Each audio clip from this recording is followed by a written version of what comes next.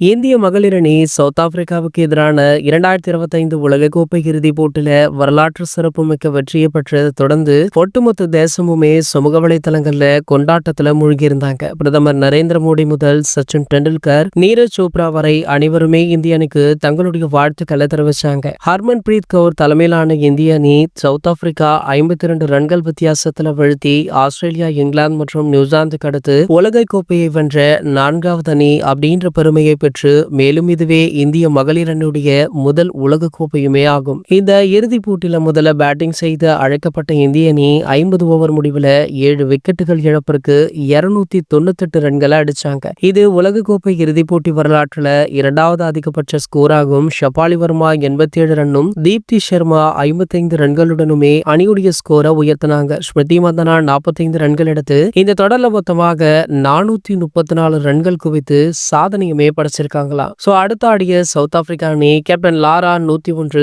அபாரமான சதத்தால போராடியது. ஆனால் தீப்தி சர்மாவுடைய ஆல்ரவுண்ட் திறமை 5 விக்கெட்டுகளை வீழ்த்திருக்காங்க மற்றும் ஷபாலி வர்மாவுடைய முக்கியமான 2 விக்கெட்டுகள் இந்தியாவுடைய வெற்றியை உறுதி பண்ணுச்சு. இந்த நிலையில பாத்தீங்கன்னா இந்திய மகளிர் அணிக்கு வாழ்த்துக்கள் குவிஞ்சிட்டு இருக்கு. பிரதமர் மோடியில இருந்து விராட் கோலி, சச்சின் டெண்டுல்கர் அப்படின்னு அனைவருமே வாழ்த்து தெரிவித்திருந்த நிலையில தற்போது MS தோனி அவர்களுமே இந்திய மகளிர் அணிக்கு வாழ்த்துக்களை தெரிவிச்சிருக்காரு. சோ இவர் தெரிவித்த இந்த வீடியோ தற்போது சமூக வலைதளங்கள்ல வைரலுமே ஆகிட்டு இருக்கு. இது போன்ற கிரிக்கெட் செய்திகளை பற்றி நீங்க உடனே தெரிஞ்சுக்க நம்மளுடைய சேனலை மறக்காம சப்ஸ்கிரைப் பண்ணிக்கோங்க.